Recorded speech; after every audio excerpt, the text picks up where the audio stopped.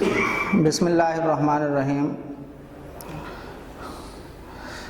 Dear students, آج 20 جون 2020 بروز جمعرات ہے. ہمارا اسلامیات کا لیکچر ہے، کلاس دہم کا لیکچر نمبر 20 ہے آج.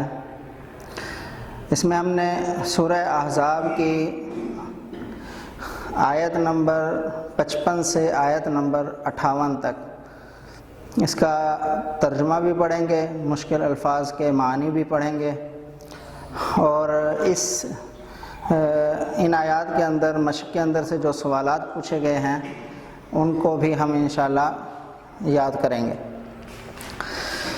سب سے پہلے گزشتہ آیات کے ساتھ اس آیت کا ربط آپ کے سامنے بیان کرتا ہوں.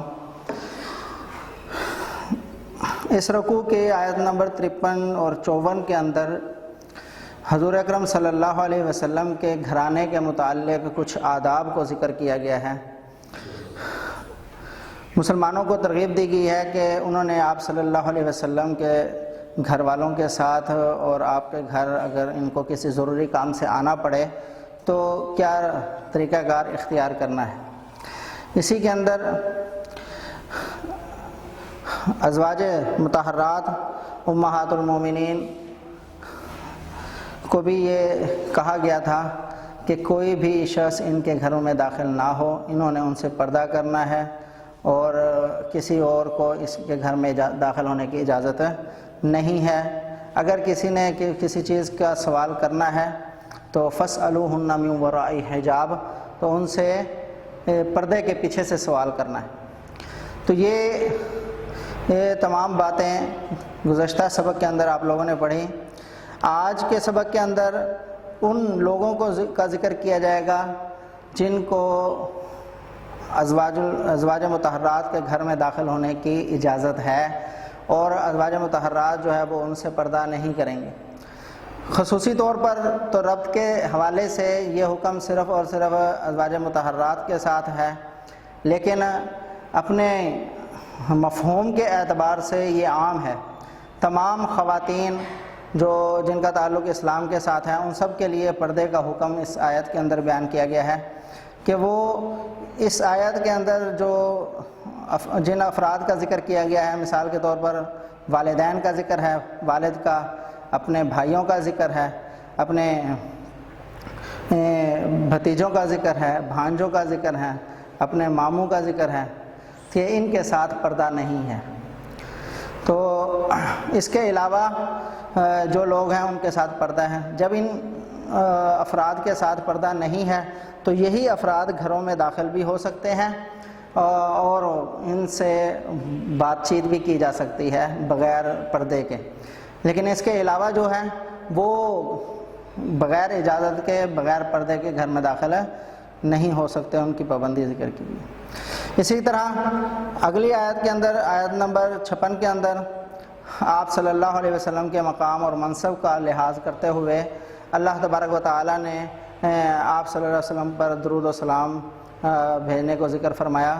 پچھلی آیت میں چونکہ کہا گیا تھا کہ ما کان لکم ان تؤذوا رسول اللہ، کہ تمہیں اجازت نہیں ہے کہ تم اللہ کے رسول کو ایذا دو، کیونکہ ان کا اللہ کے ہاں بہت مقام اور مرتبہ ہے. اور اس مرتبے کو اللہ رب العزت نے یہاں بیان فرمایا کہ اللہ اور اس کے فرشتے یہ حضور اکرم صلی اللہ علیہ وسلم پر درود بھیجتے ہیں، سلام بھیجتے ہیں. تو ہمیں بھی حکم دیا گیا کہ ہم بھی حضور اکرم صلی اللہ علیہ وسلم پر درود و سلام بھیجا کریں، یعنی آپ صلی اللہ علیہ وسلم کے لیے اللہ تعالیٰ سے رحمت طلب کریں. اس کے بعد اگلی آیات کے اندر اللہ رب العزت نے حضور اکرم صلی اللہ علیہ وسلم کو ایذا اور تکلیف پہنچانے پر وعید کو ذکر فرمایا، اور فرمایا کہ لعنہم اللہ فی الدنیا والآخرہ، کہ اللہ تبارک و تعالیٰ ان پر دنیا میں بھی اور آخرت میں بھی لعنت فرمائیں گے. تو اب آتے ہیں ہم ترجمے کی طرف.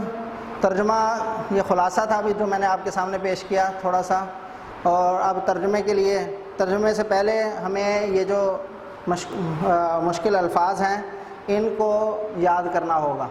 ہمارے آج کے سبق میں جو آنے والے مشکل الفاظ ہیں ان میں پہلا ہے لا جناح۔ لا جناح کا معنی ہے کوئی گناہ نہیں۔ دوسرے نمبر پر ہے واتقینا، اور ڈرتی رہو، اور مؤنث کا صیغہ ہے واتقینا، جمع مؤنث کا ہے، اور اس کا معنی ہے اور ڈرتی رہو، یعنی تمام عورتوں کو حکم ہے کہ تم کیا کرو، اللہ تعالیٰ سے ڈرتی رہو۔ اس کے بعد ہے شہیدun،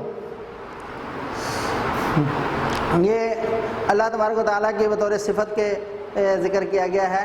تو شہید یہ گواہ کو بھی کہا جاتا ہے، ویسے اللہ کی راہ میں قربان ہونے والے کو بھی شہید کہا جاتا ہے۔ تو یہاں پر شہید جو ہے اللہ تعالیٰ کی صفت کے طور پر ہے، ان اللہ کان علی کل شیء شہید، لہذا یہاں پر اس کا معنی ہوگا واقف۔ کیا معنی ہوگا؟ واقف کا معنی کریں گے کہ اللہ تعالیٰ ہر چیز سے باخبر ہے، واقف ہے۔ جیسے گواہ جو ہوتا ہے وہ موقع کے سے واقف ہوتا ہے، اس نے کسی بھی واقعے کو اپنی آنکھوں سے دیکھا ہوتا ہے، اس لیے وہ اس کے ہر چیز سے واقف ہوتا ہے۔ اسی طرح اللہ تبارک و تعالیٰ سب کچھ جانتے ہیں، اس لیے اللہ تعالیٰ شہید بمعنی واقف یہاں پر کیا جائے گا۔ اس کے بعد آئے گا لفظ ایک یؤذونا۔ یؤذونا کا معنی ہے وہ تکلیف دیتا ہے، وہ تکلیف دیتے ہیں۔ یؤذونا جمع کا صیغہ ہے اذا یا عزو سے، تو اس کا معنی ہوگا وہ تکلیف دیتے ہیں یا وہ ایذا دیتے ہیں۔ یہ کیا ہے؟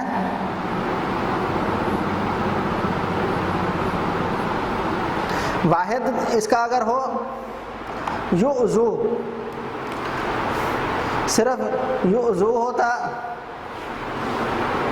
تو اس کا معنی ہوتا تکلیف دیتا ہے۔ یؤذی ہوتا، یؤذی اگر ہوتا تو اس کا معنی ہوتا تکلیف دیتا ہے، یہ چونکہ جمع ہے اس لیے اس کا معنی ہوگا تکلیف دیتے ہیں۔ اسی طرح یستحیی، یہ مفرد کا صیغہ ہے، فعل مضارع ہے۔ یستحیی وہ شرماتا ہے، وہ کیا ہے؟ وہ شرماتا ہے، یہ زبر ہے، وہ شرماتا ہے، ٹھیک ہے۔ اس کے بعد ہے احتملوا۔ احتملوا احتمال سے ہے، یہ بھی احتملوا کیا لفظ ہے؟ احتملوا، انہوں نے بوجھ اٹھایا۔ یہ حمل سے ہے، کسی چیز کا بوجھ اٹھانا، کسی چیز کا بوجھ اٹھانا، کسی چیز کو اپنے سر لے لینا، اسے احتمال کہا جاتا ہے۔ حمل سے ہے اٹھانا کسی چیز کو۔ تو یہ تھے مشکل الفاظ، اگر ہم ان کو اچھے طریقے سے اپنے ذہن میں بٹھا لیں تو ہمارے لیے ترجمہ کرنا بہت زیادہ آسان ہو جاتا ہے۔ دیکھیں ترجمہ کرتے ہیں۔ آپ آیت نمبر 55 کھولیں، سورہ احزاب کی آیت نمبر 55۔ اللہ رب العزت نے ارشاد فرمایا لا جناح علیہن فی آبائہن ولا ابنائہن ولا اخوانہن ولا ابناء اخوانہن ولا ابناء اخواتہن ولا نسائہن ولا ما ملکت ایمانہن۔ اب اس آیت مبارکہ کے اندر چند نام ذکر کیے گئے ہیں کہ نمبر 1 آبائہن، ان کے باپ، ولا ابنائہن اور ان کے بیٹے، اور اخوانہن ان کے بھائی، ولا ابناء اخوانہن اور نہ ان کے بھتیجے، ولا ابناء اخواتہن اور نہ ان کے بھانجے، ولا نسائہن اور نہ ان کی عورتیں، ولا ما ملکت ایمانہن اور نہ ان کی باندیاں۔ یعنی ان کے بارے میں اللہ رب العزت نے حکم ارشاد فرمایا لا جناح علیہن، کہ ان کے اوپر کوئی گناہ نہیں ہے، عورتوں پر کوئی گناہ نہیں ہے، ان کے باپوں کے بارے میں، ان کے بیٹوں کے بارے میں، ان کے بھائیوں کے بارے میں، ان کے بھتیجوں کے بارے میں، ان کے بھانجوں کے بارے میں، اور عام عورتوں کے بارے میں، اور نہ اپنے مملوکہ باندیوں کے بارے میں۔ یعنی ان پر کوئی گناہ نہیں ہے، یہ ان کے سامنے جو ہے وہ پردہ کرنے کا حکم نہیں ہے، ان کے سامنے آ سکتی ہیں، ان سے بات چیت کر سکتی ہیں۔ ان کے علاوہ جتنے بھی ہیں ان سے بات چیت کرنے میں بغیر پردے کے یہ گناہ ہے۔ آگے فرمایا واتقین اللہ، اور اللہ سے ڈرو، اللہ سے ڈرتی رہو۔ یہ واتقین اللہ اور اللہ سے ڈرتی رہو۔ ان اللہ کان علی کل شیء شہید، بے شک اللہ تعالیٰ ہر چیز سے واقف ہے، ہر چیز کو جاننے والا ہے، ہر چیز سے باخبر ہے۔ آگے ہے ان اللہ و ملائکتہ یصلون علی النبی، کہ بے شک اللہ اور فرشتے یہ درود بھیجتے ہیں نبی پاک صلی اللہ علیہ وسلم پر۔ ان اللہ و ملائکتہ، بے شک اللہ اور اس کے فرشتے، یصلون علی النبی، یہ پیغمبر پر درود بھیجتے ہیں۔ اللہ رب العزت کا نبی پر درود بھیجنے کا مطلب اللہ رب العزت اپنے نبی پر رحمت نازل کرتے ہیں، اور فرشتوں کا آپ صلی اللہ علیہ وسلم پر درود بھیجنے کا مطلب طلب رحمت ہے، کہ وہ اللہ رب العزت سے رحمت طلب کرتے ہیں کہ اللہ حضور اکرم صلی اللہ علیہ وسلم پر رحمت نازل فرما۔ حدیث مبارکہ میں ہے آپ صلی اللہ علیہ وسلم کے روضہ مبارک، اس کا مفہوم ہے کہ آپ صلی اللہ علیہ وسلم کے روضہ مبارک کے اوپر روزانہ 70,000 فرشتے جو ہیں وہ آتے ہیں اور آپ صلی اللہ علیہ وسلم پر درود و سلام بھیجتے ہیں، اور اگلے دن دوسرے فرشتے آ جاتے ہیں۔ جو ایک مرتبہ فرشتہ آپ صلی اللہ علیہ وسلم کے روضہ اقدس پر درود بھیجنے کے لیے آتا ہے، وہ دوبارہ قیامت تک نہیں آئے گا۔ تو اس طرح یہ اللہ تبارک و تعالیٰ بھی اور فرشتے بھی آپ صلی اللہ علیہ وسلم پر درود بھیجتے ہیں۔ تو جب یہ کائنات کی متبرک ترین ہستی ہیں، اللہ رب العزت بھی اور فرشتے بھی آپ صلی اللہ علیہ وسلم پر درود بھیجتے ہیں، تو یا ایھا الذین آمنوا صلوا علیہ وسلموا تسلیما، کہ اے ایمان والو تم بھی حضور اکرم صلی اللہ علیہ وسلم پر درود و سلام بھیجا کرو۔ تو ہمیں بھی طلب رحمت کا حکم دیا گیا کہ ہم بھی حضور اکرم صلی اللہ علیہ وسلم کے لیے اللہ تعالیٰ سے رحمت طلب کریں۔ اب اس آیت مبارکہ کے اندر آپ صلی اللہ علیہ وسلم پر درود کو ذکر کیا گیا ہے۔ پہلی بات، یہاں دو باتیں ہیں۔ پہلی بات تو یہ ہے کہ آپ صلی اللہ علیہ وسلم پر درود اللہ تعالیٰ کیوں بھیجتے ہیں؟ اس کی وجہ یہ ہے کہ یہ کائنات کی سب سے عظیم ہستی تھی۔ اللہ تبارک و تعالیٰ نے ایک حدیث کا مفہوم ہے کہ آپ صلی اللہ علیہ وسلم نے فرمایا کہ اللہ تعالیٰ نے کائنات ہی اسی لیے بنائی ہے کہ اللہ تعالیٰ نے مجھے پیدا کرنا تھا۔ آپ اللہ کے محبوب ترین پیغمبر ہیں، اس لیے اللہ تبارک و تعالیٰ آپ کی عظمت کو ہمارے سامنے بیان کرنے کے لیے اس پر درود بھیجتے ہیں۔ ہمیں حکم دیا گیا اللہ تعالیٰ کی طرف سے درود بھیجنے کا، کیوں؟ کیونکہ آپ صلی اللہ علیہ وسلم ہمارے محسن ہیں۔ آپ صلی اللہ علیہ وسلم ہمارے پاس اللہ رب العزت کی سب سے قیمتی چیز دین اسلام لے کر آئے ہیں، اور تمام مذاہب سے سب سے قیمتی مذہب تھا، اور آپ صلی اللہ علیہ وسلم جو کتاب ہمارے پاس لے کر آئے ہیں وہ بھی تمام کتابوں پر سب سے قیمتی کتاب ہے۔ اسی طرح آپ صلی اللہ علیہ وسلم نے ہمیں جہنم کے راستے سے نکال کر جنت کے راستے پر ڈال دیا، گمراہی کے راستے سے ہٹا کر نیکی کے راستے پر ڈالا۔ اس لیے آپ صلی اللہ علیہ وسلم اس بات کے مستحق ہیں کہ ہمیں حضور اکرم صلی اللہ علیہ وسلم پر درود و سلام بھیجیں۔ مشق کے اندر سوال نمبر 3 بھی یہی ہے کہ نبی اکرم صلی اللہ علیہ وسلم پر درود و سلام کی کیا اہمیت ہے اور اس کے متعلق کیا حکم دیا گیا ہے۔ تو حکم تو یہی ہے اور اہمیت بھی بیان کر دی گئی۔ دوسری بات یہ ہے کہ آپ صلی اللہ علیہ وسلم پر درود و سلام پڑھنے کا کیا حکم ہے۔